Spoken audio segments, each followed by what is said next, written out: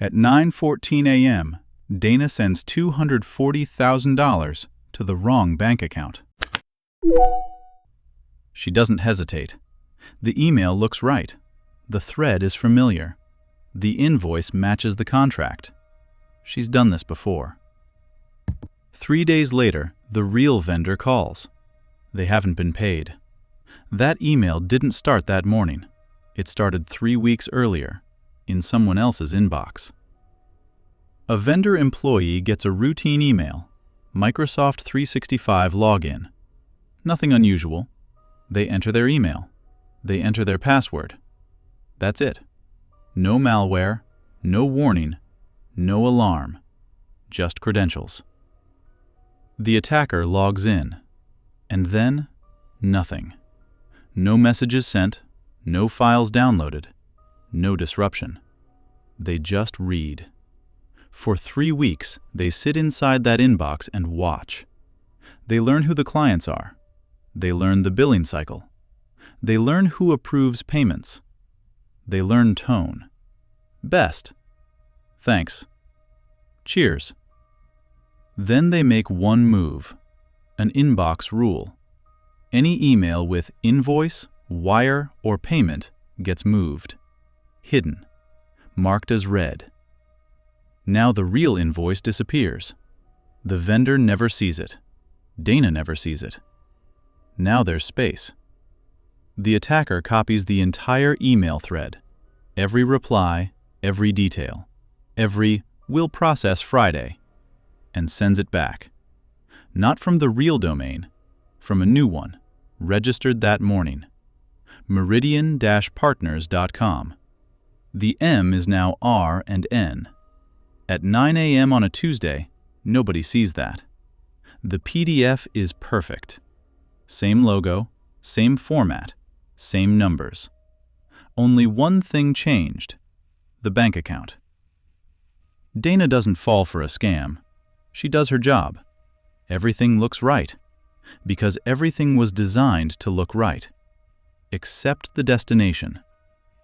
There's a name for this: Business Email Compromise, BEC. It's the most expensive email-based crime in the world. No malware, no virus, nothing to detect. Just someone inserting themselves into a real conversation at the exact right moment. In 2024, BEC caused nearly $2.8 billion in reported losses in the United States alone. Over the last decade, more than $17 billion. And most of it looks exactly like this: normal emails, normal people, normal workdays.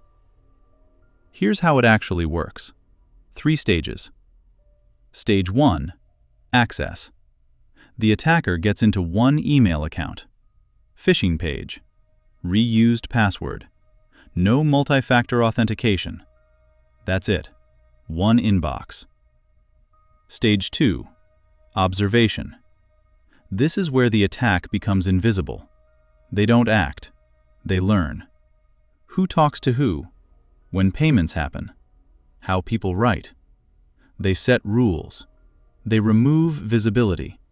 They control what the real user sees, sometimes for weeks, sometimes for months. Stage 3. Execution. They wait for the right moment. Then they step in. They reply inside a real thread, or recreate it perfectly, and change one detail: a bank account, a routing number, a payment link. That's all it takes, because nothing else looks wrong. And this is the part people misunderstand. Dana didn't miss anything. She followed process. Right vendor, right amount, right timing. BEC doesn't exploit careless people. It exploits careful people who trust what they're seeing. Most people think they'd catch this. They think they'd notice the domain. They think they'd question the change. But right now, you're looking for it. Dana wasn't. She was on her 14th email of the morning. 3 invoices open. A deadline before noon. Everything looked right because someone spent 3 weeks learning what right looks like. Your spam filter wouldn't have caught this. Your antivirus wouldn't have flagged it. There was nothing to detect. Just one thing. A phone call. To a number you already trust. Not from the email, from your records. One call would have saved $240,000. The most dangerous email you'll ever receive is the one that looks exactly like every other email. Except this one was written by someone who's been reading yours for 3 weeks.